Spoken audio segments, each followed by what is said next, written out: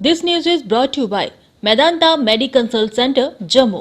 JNK national panthers party के state secretary गगन प्रताप ने आज पार्टी कार्यकर्ताओं के साथ एक प्रेस वार्ता का आयोजन किया, जिसके तहत उन्होंने कोर्ट द्वारा पार्टी के चेयरमैन हर्षदेव सिंह के खिलाफ ऑर्डर जारी कर उन्हें गिरफ्तार करने पर रोष जाहिर किया। गगन प्रताप ने पत्रकारों को संबोधित करते हुए कहा कि ये सब मौजूदा सरकार की साजिश है।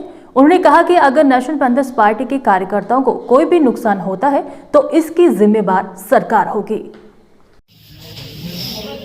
देखिए, कल से एक सेक्ट ऑफ मीडिया पे हरदेव जी के खिलाफ खुलासे हो रहे हैं, एक मनगढ़ंत कहानी चलाई जा रही है। मैं आपके माध्यम से बताना चाहूंगा कि एक भारतीय जनता पार्टी की एक साजिश है। भारतीय जनता पार्टी के खिलाफ पैंथर्स पार्टी एक विकल्प बन के उभरी है। 7 सालों में हर्षदेव सिंह जी ने भारतीय जनता पार्टी के जितने भी सरेंडर्स हैं, जो जम्मू के साथ धोखे हुए हैं, उसको खुलासा किया है। भारतीय जनता पार्टी के करप्ट और भ्रष्ट नेताओं का खुलासा किया है। अब ये चीज उनको पच नहीं रही। बीजेपी पैंथर्स पार्टी में सेंध लगा रही है, सेंध लगा भी चुकी है, और वो किसी भी कीमत पर हर्षदेव जी को एलिमिनेट करना चाहते हैं। खुलासे में ये कहा जा रहा है कि हर्षदेव सिंह जी एक बिजनेसमैन को के मॉल में जाते हैं, उसको अपनी गाड़ी में बैठाते हैं और बंदूक की नोक पे जो है कोई दस्तावेज साइन करवाते हैं। आप खुद ही सोचिए, एक आदमी जो ईमानदार है, कर्मठ है, 18 साल एमएलए रहा है, 3 साल मंत्री रहा है, एक लर्नड लॉयर है, क्या उसको पता नहीं होगा कि ऐसे करतूत के अंजाम क्या होते हैं, परिणाम क्या होते हैं?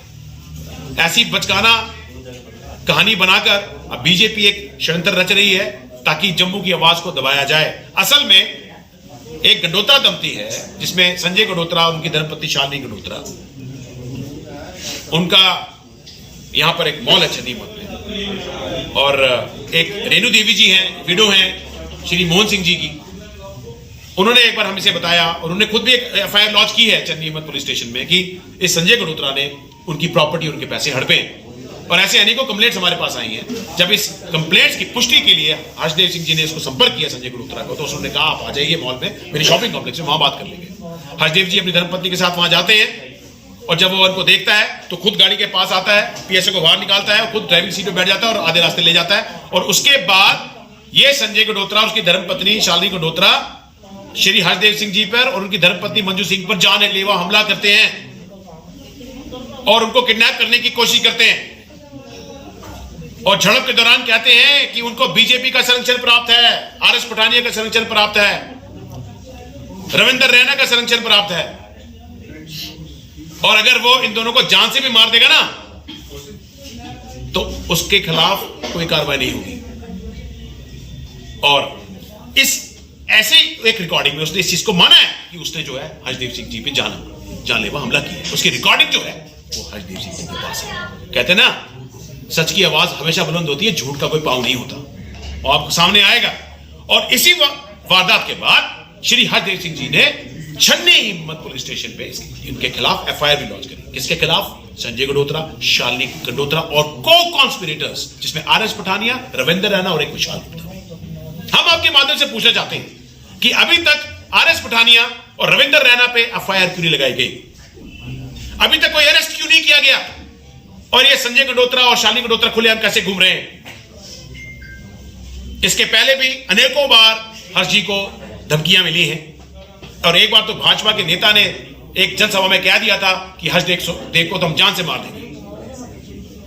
और एक घटना में हर्षदेव सिंह जी जब अपने काफिले के साथ जा रहे थे, जिसमें उनकी धर्मपत्नी भी थी, उनको रास्ता उनका रोका गया बीजेपी गुंडों द्वारा, उनकी गाड़ी में से उनको ड्रैग आउट किया गया और जानलेवा, दिन दिहाड़े जानलेवा हमला हुआ। हमने ये सारी कंप्लेंट्स हर स्तर पे की, पुलिस प्रशासन के स्तर पर, यूटी प्रशासन के स्तर पर, होम मिनिस्ट्री में भी इसकी कंप्लेंट दी गई, पीएमओ ऑफिस तक भी कंप्लेंट दी गई, लेकिन संज्ञान लेने वाला अभी तक कोई भी नहीं है। श्रीमती मंजू सिंह के खिलाफ अभद्र भाषा का प्रयोग किया गया, सोशल मीडिया पे गाली गलौज किया गया, मैं आगे बोल भी नहीं सकता, उसकी भी हमने कंप्लेंट नहीं, लेकिन संज्ञान लेने वाला।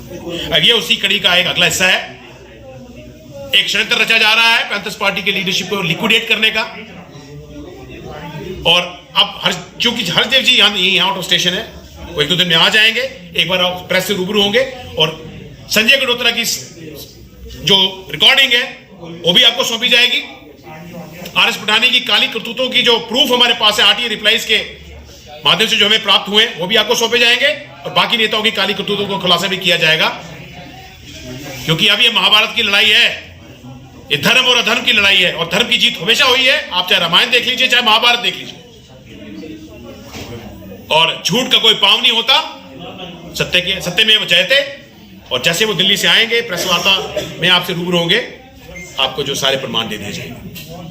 आपके माध्यम से हम ये भी कहना चाहेंगे कि अगर श्री हरदेव सिंह जी को कुछ होता है, या किसी भी पैंथर पार्टी के नेता को कुछ होता है, या किसी एक्टिविस्ट को कुछ होता है, उसकी जिम्मेवार भारतीय जनता पार्टी। इसीलिए तो हम कहते हैं कि एक मकान घर तब बनता है जब वो KS फर्नीचर से सजता है।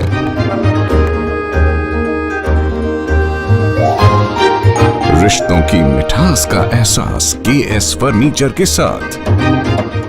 अगर आप करना चाहते हैं आकर्षक शॉपिंग, वो भी भारी डिस्काउंट के साथ, तो आइए गोल्ड मार्केट गांधीनगर, जहां लग चुका है लाइफस्टाइल ट्रेड फेयर। घबराएं नहीं, यहाँ कोविड नियमों का पूरा ख्याल रखा गया है। तो खुलकर कीजिए शॉपिंग, क्योंकि यहाँ है सहारनपुर का मशहूर फर्नीचर, फुटवेयर, आर्टिफिशियल ज्वेलरी, जयपुरी चूरन, kids stall, household items, herbal products, kitchenware items, crockery, watches, readymade curtains, suit and saris और भी कई आकर्षक स्टॉल।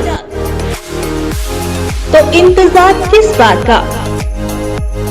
आज ही परिवार और दोस्तों के साथ आएं और लाभ उठाएं इस सुनहरे मौके का। Lifestyle trade fair, gold market, Gandhinagar, Jammu.